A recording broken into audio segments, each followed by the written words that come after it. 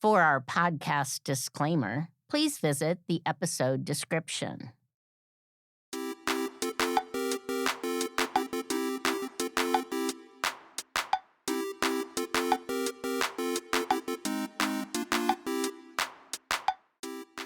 Welcome back to What the Heck is Happening in HR. I'm Kelley Rexroad, and today we're going to talk about something that is quietly reshaping leadership, HR, and decision-making everywhere. Artificial intelligence is now part of the workplace, and that means critical thinking has never been more important. Not less, more. Because while AI can generate answers, it cannot carry responsibility.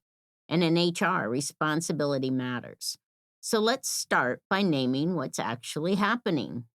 AI tools are now being used for recruiting, resume screening, job descriptions, performance summaries, policy drafts, email communications, employee communications, analytics, and forecasting. And in many cases, they're being done quickly and convincingly. But that's the part that makes people nervous. Because when something sounds confident and polished, it's easy to assume it's correct. But AI does not understand context the way humans do. It doesn't understand organizational history. It doesn't understand nuance. It doesn't understand power dynamics. It doesn't understand risk tolerance. And it certainly doesn't understand accountability. AI predicts patterns, but humans own consequences. That distinction is critical. So let me say it again. AI predicts patterns. Humans own consequences. Right now, I see organizations making one of two mistakes. Some are afraid of AI and avoiding it entirely. Others are embracing it enthusiastically but uncritically. Neither approach works. The future belongs to leaders and HR professionals who know how to think with AI, but not defer to it. So let's talk about what critical thinking actually means in the age of AI. Critical thinking is not skepticism for its own sake. It's the discipline of asking better questions. Questions like, where did the output come from? What assumptions are baked into it? What information's missing? What bias might be present? What risk does it introduce? Who's accountable if it's wrong? AI can't answer those questions on its own. Here come the humans, because humans must. And HR is uniquely positioned here. See, HR decisions don't just influence efficiency, they influence trust, influence fairness, influence legal exposure, employee experience, and organizational culture. That means AI outputs in HR can't be treated as neutral. They must be interrogated. Let's talk about recruiting as a very common example for us. AI can stream resumes quickly. It can identify patterns. It can rank candidates. But if the historical data it's trained on reflects biased hiring patterns, the output will replicate them. Not because the AI is malicious, it's just literal. If HR professionals don't critically examine the outputs, they're going to unintentionally reinforce the biases. That's not an AI failure. That's a human oversight failure. So let's look at performance management. AI can summarize feedback, it can detect trends, it can flag potential issues. But it can't understand interpersonal dynamics or context around workload, leadership changes, unspoken expectations, or psychological safety. So when an AI tool flags someone as low performing, the real work is just beginning, not finished. Critical thinking means asking, what's behind the pattern? What changed? What support was missing? What didn't we train on? What assumptions are we making? Without that inquiry, AI becomes a shortcut to oversimplification. And oversimplification is dangerous in people decisions. So here's another way I see risk: policy and communication. AI can draft policies beautifully. Ooh, look at that. They are formatted, clear language, professional tone, maybe some indents where I wouldn't before. Yes, that structure is consistent. This looks good. But AI does not understand how a policy will land.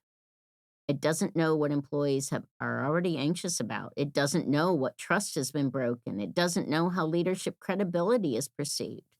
But HR does. which means HR must review AI generated communication not just for clarity, but for impact. Critical thinking asks, is this technically correct? Is this emotionally intelligent? Is it aligned with our values? Is this the right message right now? Many leaders are excited about AI because it promises efficiency, less time spent drafting, less time analyzing. Shoot, I don't even have to buy that book on how to write these performance reviews now. I've got less time preparing. Those benefits are real. But here's the risk. When leaders start relying on AI to replace thinking instead of to augment it, judgment erodes. Leaders may stop sitting with discomfort. They may stop wrestling with trade offs. They may stop asking, should we? Instead of just, can we? That's not progress, it's abdication. Critical thinking is what slows us down at the right moments. I had people define it as slowing down so we can hurry up. It's what focuses us to consider second order consequences, to anticipate reactions, to recognize when speed creates risk. AI optimizes for efficiency. Humans must optimize for wisdom. And wisdom is still very much a human responsibility. Now, I want to speak directly to my colleagues, my HR professionals. If you feel pressure to keep up with AI tools, you're not alone. But your value is not in becoming a prompt engineer. Your value is in being a judgment professional. You're the one who understands the organization, the workforce, the leadership dynamics, the legal environment, and the cultural context. AI can't replace that. It amplifies it if used well. So here's a practical framework for using AI without losing critical thinking. First, treat AI as a draft, not a decision. Every AI output is a starting point, never an end point. Ask, what would I change? What would I question? What would I verify? If you're not editing AI output, you're outsourcing judgment. Second, always identify the risk. Before using AI in any HR process, ask, what's the worst case scenario if this is wrong? Who'd be harmed? What would the fallout look like? If you can't articulate the risk, you shouldn't automate the decision. Third, keep humans accountable. There must always be a named human owner, not the system, not the tool, not the platform, a person, a name. Accountability anchors critical thinking. Fourth, slow down where people are affected most. Speed is helpful for drafting, brainstorming, and summarizing. I love AI for brainstorming. But when decisions affect pay, jobs, access, or opportunity, you got to slow down. Those moments deserve deliberation. But let's zoom out. The age of AI is not a test of technology, it's a test of leadership maturity. Can leaders resist the urge to move fast just because they can? Can organizations invest in thinking, not just tools? Can HR claim its role as the steward of judgment, not just process? Because the organizations that get this wrong won't fall dramatically. They're going to fail, but they'll fail quietly through eroded trust, through increased risk, through employees feeling reduced to data points, through leaders hiding behind the system. And that's not the future most organizations want, and that's not the future that employees want to be involved with. So here's my core message I want to leave with you. AI is powerful, but it is not wise. Critical thinking is not optional. It is the differentiator. And HR sits at the center of that responsibility. If you work in HR, your role is not to compete with AI. Your role is to humanize decisions that AI cannot own. And if you're a leader, your job is not to eliminate thinking, it's to protect it because technology will keep advancing. The question is whether judgment will keep pace.